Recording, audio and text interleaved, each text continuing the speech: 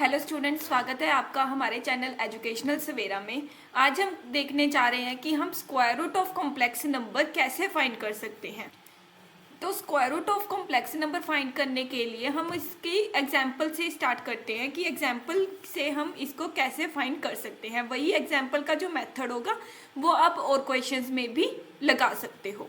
तो सबसे पहले हमारे पास ये वाला एक कॉम्प्लेक्स नंबर है, इसका हमने क्या फाइंड करना है। मान लो कि ये क्या है, z, इसका हमने फाइंड करना है स्क्वायर रूट। स्क्वायर रूट किस फॉर्म में होना चाहिए हमारा, a प्लस आयोटा b की फॉर्म में होना चाहिए। ठीक है, तो इस z को हम क्या लिख सकते हैं, a प्लस आयोटा b का होल स्क्वायर लिख सकते हैं। तो इसकी वैल्यू क्या आ जाएगी हमारे पास, a square plus iota b का whole square plus 2 iota A B. Okay, तो इसका मतलब क्या है कि हम इसको क्या लिख सकते हैं, A square minus B square plus 2 iota A B. अगर स्क्वायर रूट ऑफ जेड की वैल्यू लिखे तो इसकी वैल्यू क्या आ जाएगी, square root of A square minus B square plus 2 iota A B. तो इसका मतलब क्या है कि हमारे पास जो ये कॉम्प्लेक्स नंबर है, अगर मैं उसको इस फॉर्म में लिख दूँ तो हम इसका रूट इजीली फाइंड आउट कर सकते हैं। ठीक है, तो बस हमारा क्या होगा, सिस्टम क्या होगा कि इसका रूट क्या आ जाएगा, प्लस माइनस ए प्लस आयोटा बी। क्योंकि कॉम्प्लेक्स नंबर्स में हमारे पास डोमेन जो होती है उसका कोई चक्कर नहीं होता, वो पॉजिटिव भी हो सकती है नेगेटिव। जैसे हमने रियल नंबर में पढ़ा था ना कि रियल नंबर में स्क्वायर रूट ऑफ 4 क्या हो सकता है, 2 ही हो सकता है, नेगेटिव 2 नहीं हो सकता, क्योंकि स्क्वायर रूट जो होता है पॉजिटिव होता है। लेकिन कॉम्प्लेक्स नंबर में हमारे पास ये सीन नहीं होता। कॉम्प्लेक्स नंबर में ये पॉजिटिव भी हो सकता है और नेगेटिव भी हो सकता है, तो हमारे दो स्क्वायर रूट्स की वैल्यू निकल सकती है। तो इसीलिए हम क्या कर सकते हैं कि इस कॉम्प्लेक्स नंबर को इस फॉर्म में डायरेक्टली लिखने की कोशिश करेंगे। और वो लिख के क्या कैसे सकते हैं वो मैं आपको बताती हूँ। जैसे सबसे पहले हमने लिखना है -5 प्लस 12 आयोटा। तो सबसे पहले क्या करो कि ये जो हमने 2 आयोटा है इसको अलग से सेपरेट कर लो। इसको अलग से सेपरेट करने का मतलब क्या है कि इसको क्या लिख लो, 2 iota into A B. Okay, A B की जगह पे अब यहाँ पे हमारा क्या आएगा, 6 आएगा, क्योंकि हमें क्या चाहिए, 12 चाहिए।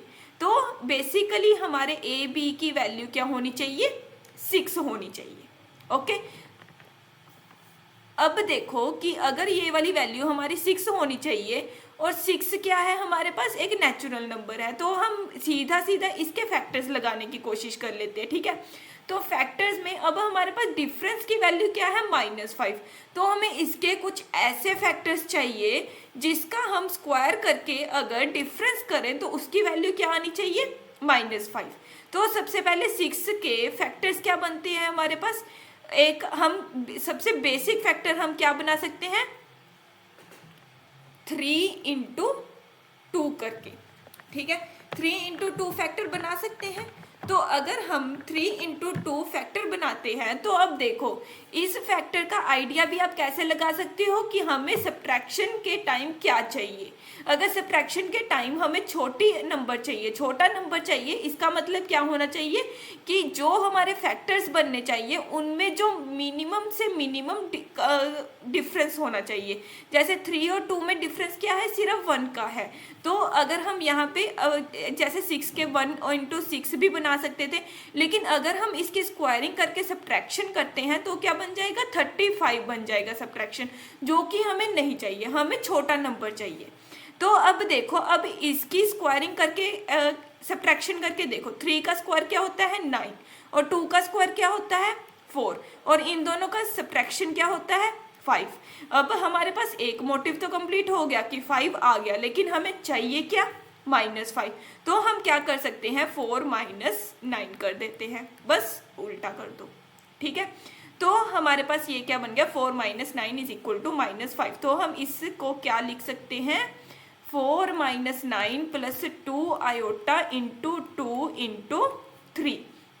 और इसको हम आगे क्या लिख सकते हैं, 2 square minus 3 square plus 2 iota 2 into 3। And similarly हमारा क्या बन जाएगा, 2 स्क्वायर प्लस 3 आयोटा का whole square plus 2 iota into 2 into 3 means हम इसको क्या लिख सकते हैं 2 प्लस 3 आयोटा का होल स्क्वायर। तो हमारे रूट्स क्या बन जाएंगे plus minus 2 plus 3 iota. Simple.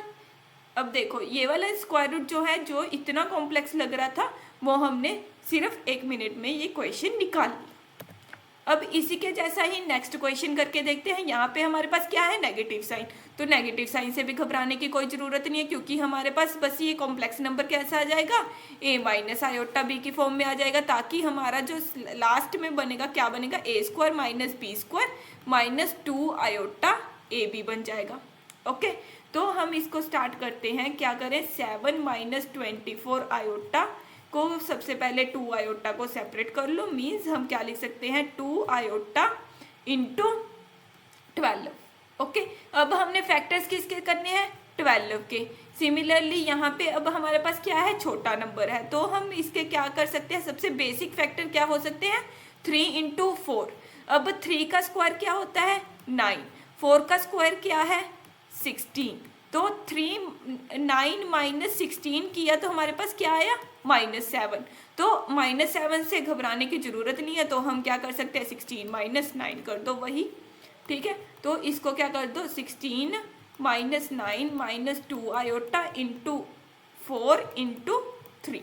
Okay, तो ये क्या बन जाएगा हमारे पास 4 स्क्वायर प्लस 3 आयोटा का whole square minus 2 iota into 4 into 3। इसकी वैल्यू क्या आ जाएगी हमारे पास 4 माइनस 3 आयोटा का होल स्क्वायर। तो ये हमारे पास रूट क्या बन जाएंगे 4 minus 3 iota plus minus 4 minus 3 iota. तो ये हमारे पास दो रूट्स आ जाएंगे। ओके।